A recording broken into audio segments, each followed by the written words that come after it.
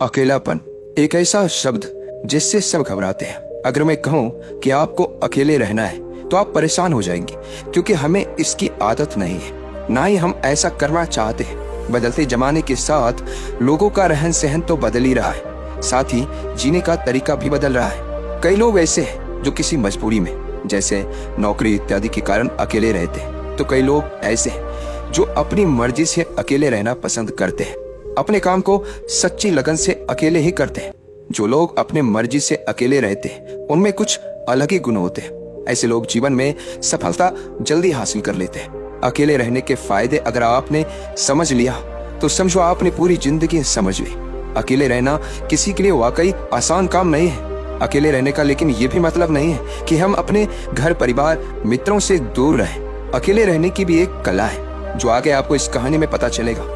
अकेले रहने का यहाँ मतलब है एकांत में रहकर अपने काम को, अपने सम्मान को, अपनी प्रतिष्ठा को, अपने अंदर झांकने की कला को, अपने उज्जवल भविष्य को आप कैसे आगे बढ़ा सकते हैं उसके बारे में जानना।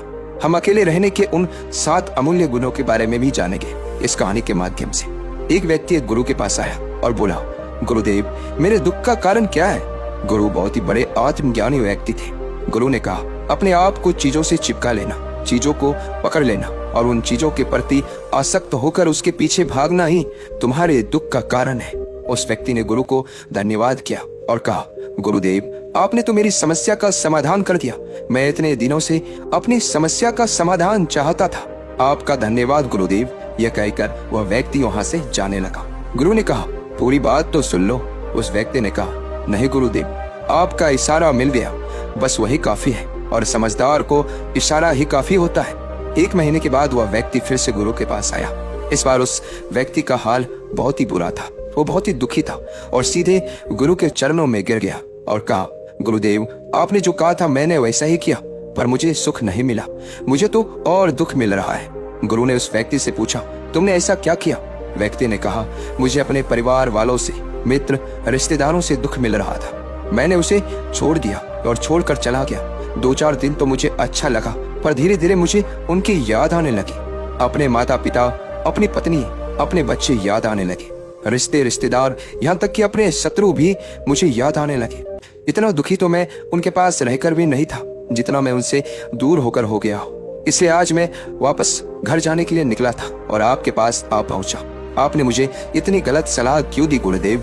गुरु मुस्कुराए और गुरु ने कहा, तुम परिवार को छोड़कर भागे, मित्रों, रिश्तेदारों, यहाँ तक कि शत्रुओं को भी छोड़कर भागे, पर यह तुम्हारी गलतफहमी थी कि तुम छोड़कर भाग रहे हो। वास्तव में तो तुम उन्हें लेकर भाग रहे थे। व्यक्ति ने कहा, पर गुरुदेव, मैं तो किसी को अपने साथ नहीं लाया। गुरु ने कहा, जो चीज हमें दुख देती है वह कहीं बाहर नहीं होती, यहाँ तक कि जो हमें सुख देती है वह भी बाहर नहीं होती। यह सब परिवार वाले, रिश्तेदार, मित्र, शत्रु, ये सब कहाँ बसते हैं? ये सब हमारे मन में बसते हैं। और जब तुम भागे तो तुम अपने मन को साथ लेकर भागे, और तुम्हारे मन में यह सब तुम्हारे साथ भाग रहे थे, तो तुम इनसे कहीं दूर गए ही नहीं। जब जो चीजें मन में बसी हो और वह आसपास हो, वह हमें बहुत लगता है, पर वह बहुत कम होता है। और जब हम इन चीजों से दूर हो जाते हैं, यानी छोड़कर भाग जाते हैं, तब मन उन चीजों को पाने के लिए फिर से प्रयास करने लगता है, और तब यह चीजें बहुत ज्यादा दुख देती है, जैसा तुम्हें हो रहा है। व्यक्ति ने कहा, तो गुरुदेव, मैं क्या करूं? चीजों के साथ रहो तो दुख, चीजों को छोड़कर जाओ तो दुख। क्या मैंने सिर्फ दुख उठाने के लिए ही जन्म लिया है? गुरु जोर से हंसे और कहा, यह बात बिल्कुल सत्य है। यहाँ सब सिर्फ दुख उठाने के लिए जन्म लेते हैं, पर यह भी सत्य है कि इन दुखों के पार सुख है और उन सुख के पार दुख है, फिर सुख और फिर दुख है। जिन चीजों में हमें सुख नजर आता है वह दुख देते हैं, और जिनमें दुख नजर आता है वही सुख का कारण बन जाते हैं। उस व्यक्ति ने कहा, गुरुदेव, क्या इस सुख दुख के मायाजाल से बाहर निकलने का कोई रास्ता नहीं है? गुरु ने कहा, रास्ता तो है, मगर तुम इसी दुनिया में रहना चाहते हो, इन सब के साथ रहना चाहते हो, तो तुम्हें एक काम करना होगा। तुम ऐसे ही रहो जैसे कि तुम इस दुनिया में अकेले हो। सबके साथ रहो पर अकेले रहो। व्यक्ति ने कहा, पर गुरुदेव, ये कैसे हो सकता है? गुरु उस व्यक्ति को एक जगह पर ले गए जहाँ एक मेला लगा हुआ था। वहाँ बहुत भीड़ थी। गुरु ने कहा, देखो, अपने आसपास यहाँ किसी को जानते हो क्या? व्यक्ति ने कहा, नहीं, यहाँ तो कोई भी मेरी जान पहचान का नहीं है। गुरु ने कहा, क्या तुम यहाँ अकेले हो? व्यक्ति बोला, हाँ गुरुदेव, बिल्कुल अकेला हूँ। गुरु ने कहा, नहीं, तुम्हारे मन में कुछ चल रहा है, तुम अकेले नहीं हो। व्यक्ति ने कहा, हाँ, मैं जल्द से जल्द अपने घर जाना चाहता हूँ, अपने पत्नी से, अपने बच्चों से, अपने माता पिता से मिलना चाहता हूँ, अपने मित्रों से मिलना चाहता हूँ, वही मेरे मन में चल रहा है। गुरु ने कहा, अब यह सब भूलकर आंखें बंद कर लो और अपना ध्यान यहाँ होने वाली आवाजों पर लगा दो। व्यक्ति ने ऐसा ही किया और जैसे ही उसने अपनी आंखें बंद की और सारा ध्यान वहां हो रही आवाजों पर लगा दिया, उसे एक अकेलापन, एकांत महसूस हुआ। उसे लगा कि वह इतनी बड़ी भीड़ में भी अकेला है। सभी आवाजों के ऊपर ध्यान लगाने के कारण किसी आवाज का कोई महत्व नहीं था, बस आवाजें थी और वह था। उसने अपनी आंखें खोली और कहा, गुरुदेव, यहाँ तो मैं बिल्कुल अकेला हूँ, सब है पर कुछ नहीं है। गुरु ने कहा, बस इसी तरह अकेले होना है। तुम रहो सबके साथ, भीतर से, लेकिन अकेले रहो। साथ में सब हो पर मन में कोई ना हो। जिसने इस तरह से अकेले जीना सीख लिया, उसे कभी जीवन में दुख नहीं होगा, उसे चीजें दुख नहीं देगी, वह हर चीज में आनंद की प्राप्ति कर सकता है। गुरु ने आगे कहा, महान सफलताएं अकेलेपन से ही शुरू होती है। अकेलापन ही हमें उनसे मिलाता है। अपने अकेलेपन को नकारात्मक मत समझना, बल्कि उसे एकांत समझकर खुद को जानने का प्रयास करो। जब तुम्हें एकांत पसंद आने लगे तो समझो तुम्हारा वास्तविक वजूद तुमसे मिलना चाहता है। इसलिए अपने इस एकांत प्रेम का सम्मान करो। गुरु बोले, मैं तुम्हें 7 ऐसी खूबियों के बारे में बताता जो अकेले रहने वाले लोगों में पाई जाती है और उन्हें दूसरों से अलग बेहतर बनाती है। गुरु ने कहना शुरू किया, पहली खूबी जो एकांत में रहने वाले लोगों में पाई जाती है वो ये है कि ऐसे लोग दूसरों की तुलना में खुद के प्रति ज्यादा जागरूक होते हैं। वो खुद के स्वभाव और आचरण के बारे में ज्यादा गहराई से जानते हैं।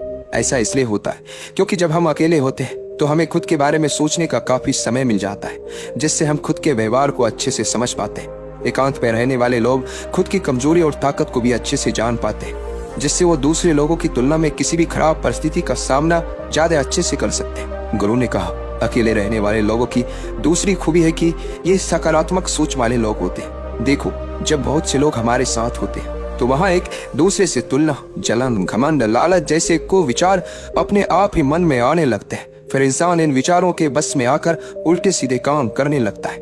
हालांकि ऐसा नहीं है कि एकांत में रहने वाले लोगों के मन में ये विचार नहीं आते, लेकिन क्योंकि वो अकेले हैं इसलिए दूसरों से तुलना, जलन, घमंड जैसे विचार उनके मन में दूसरों की तुलना में थोड़ा कम आते हैं। साथ ही अकेले रहने की वजह से उन्हें खुद के बारे में सोचने का ज्यादा समय मिलता है, जिससे वो अपने नकारात्मक विचारों को पहचान कर उन्हें कम कर सकते हैं, जिसके कारण ऐसे एकांत में रहने वाले लोग ज्यादा सकारात्मक होते हैं। अकेले रहने वाले लोगों की तीसरी खासियत यह है कि ये लोग ज्यादा अनुशासित और आत्मनिर्भर होते हैं, क्योंकि अकेले रहने वाले लोगों को अपनी ज्यादातर काम खुद से ही करने पड़ते हैं, इसलिए ये दूसरों की तुलना में ज्यादा आत्मनिर्भर होते हैं। साथ ही ऐसे लोगों को दूसरों का काम भी पसंद नहीं आता, ये अपना काम खुद करने पर ही भरोसा करते हैं। साथ ही ये लोग कोशिश भी करते हैं कि दूसरों से कम सहायता लेनी पड़े, पर क्योंकि ऐसे लोग आत्मनिर्भर और अपने काम को लेकर स्पष्ट होते हैं, ऐसे लोग अनुशासित भी होते हैं। ये लोग अपने समय की कदर करते हैं और दूसरों का भी समय बर्बाद नहीं करते।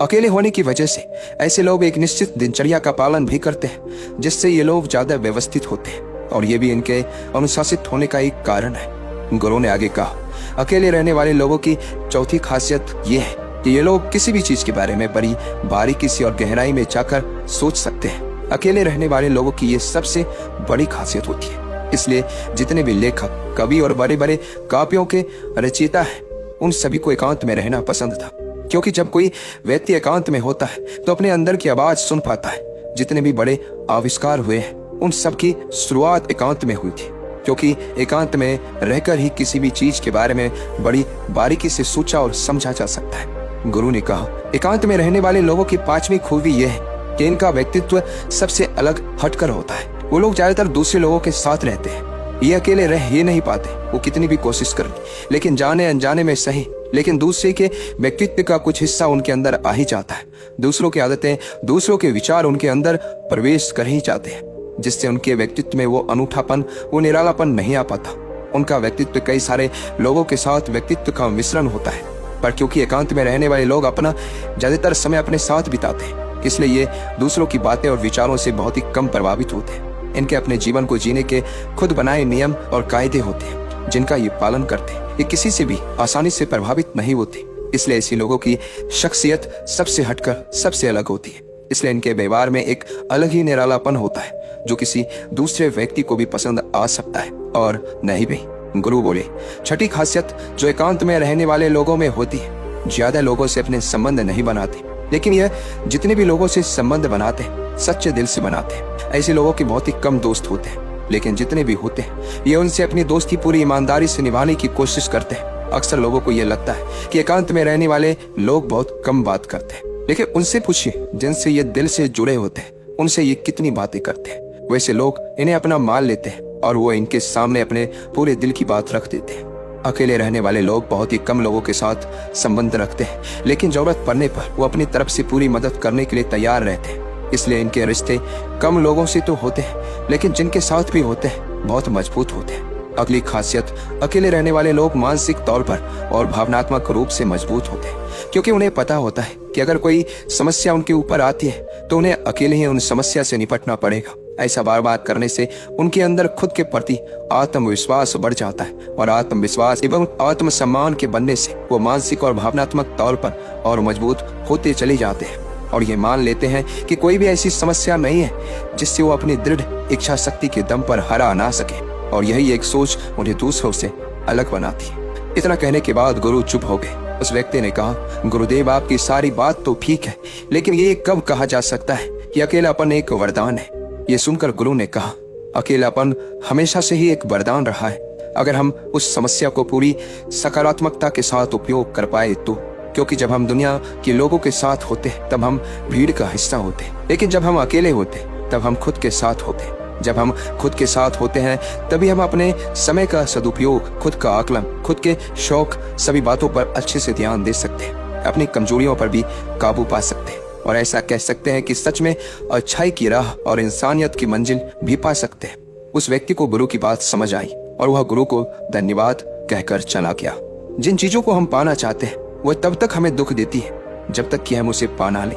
जब हम उसे पा लेते हैं तब वह फिर से हमें दुख देती है कि वह कहीं हमसे छूट ना जाए, और जब वह हमसे छूट जाती है तो फिर से हमें दुख देती है। उसके जाने का दुख तो बहुत गहरा होता है। जीवन भर हम एक चीज को पकड़ते हैं, फिर दूसरी चीज को पकड़ते हैं, तीसरी चीज को पकड़ते हैं, और पीछे की चीजों को विदा करते रहते हैं। इसी तरह हम सुख पकड़ते हुए दुख को पकड़ते चलते हैं। पर जिस व्यक्ति ने अकेले रहना सीख लिया, वह परिवार में, समाज में सब कुछ करते हुए आनंद की प्राप्ति करते हैं। सारे कार्यों को पूरा करते हुए सुख से जीता है, आनंद से जीता है।